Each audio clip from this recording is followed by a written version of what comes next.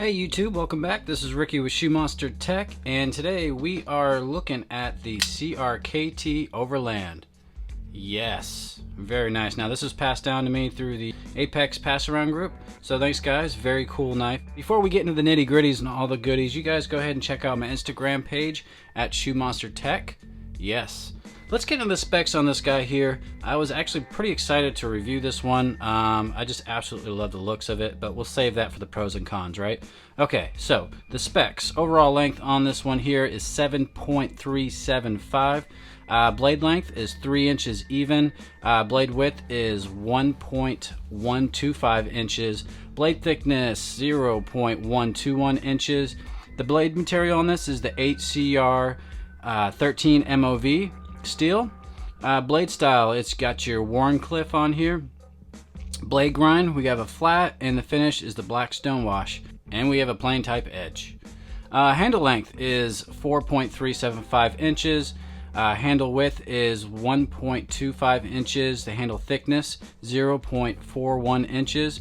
Handle material G10, and we have the OD green color on this. The frame liner is stainless steel, and the weight is 3.60 ounces, so it's not a super lightweight carry, but it's not really heavy at all. User is right hand only. Tip up on this guy here for your pocket clip, and this is a thumb stud manual opener, and the frame lock is your lock type on here, so there you go, that's that. The designer is TJ Swartz, and this one here was made in China, and this is considered an everyday carry. So there you go, there's the specs. Let's do some size comparisons.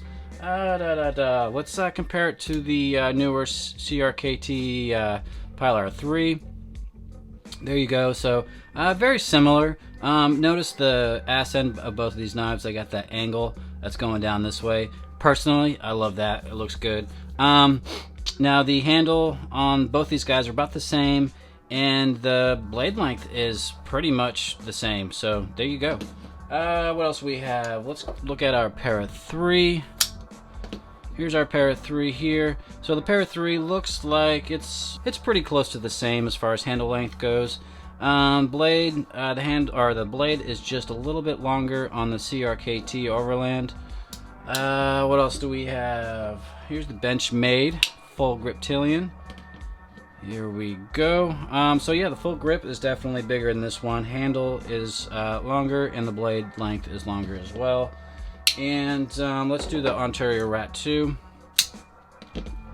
Yeah, so very close. Obviously the Ontario Rat 2 is a slimmer knife, but the handle is longer on the Crkt Overland, and also the blade is just a little bit longer as well. So that is that.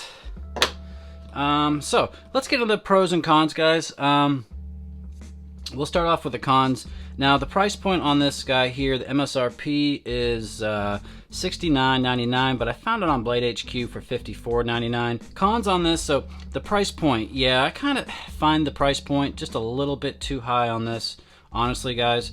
I mean, we're talking about Oz 8 steel, and yeah, the Tenacious, it's about the same price as a Tenacious. Spyderco Tenacious, which has the same steel, but I mean, it's hard to say. I mean, $54.99 ish. You're gonna find it on different websites. It's not bad. It's just maybe drop it down 10 or 20 bucks, right? Yeah, sure, why not? Yeah, it's just because of that blade steel. I mean, it's good blade steel. It's just you know, it's not like your S30V or D2. And now, if this is more of a D2 steel, I say yeah, right on point.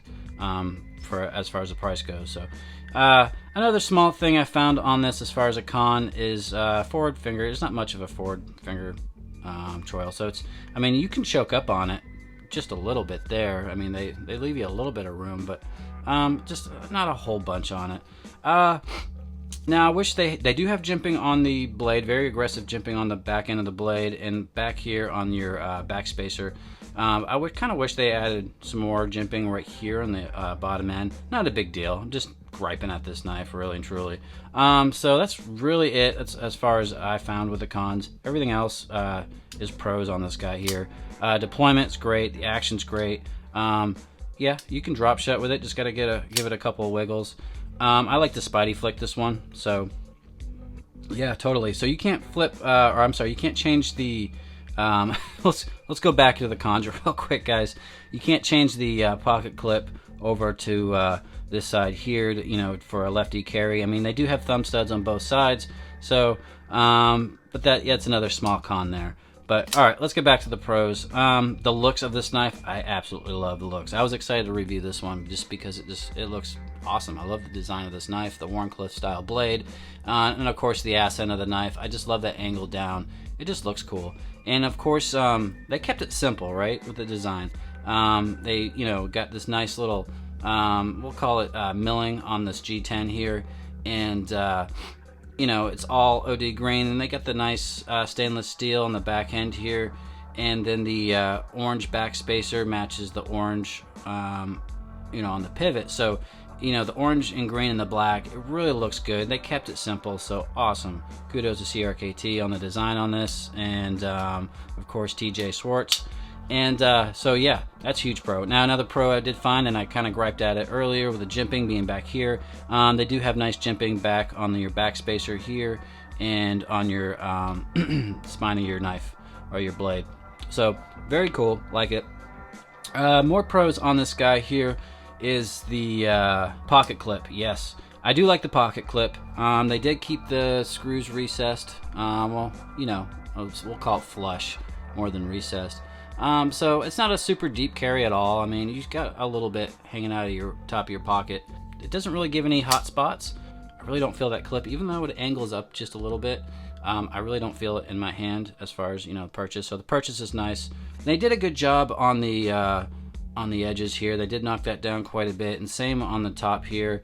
So that's, yeah, another pro. The framer lock, which I'm not a huge fan of frame locks, but I've handled quite a few knives now that I like it. So it's like the CRKT Pilar 3 or Pilar 3, however you want to pronounce it.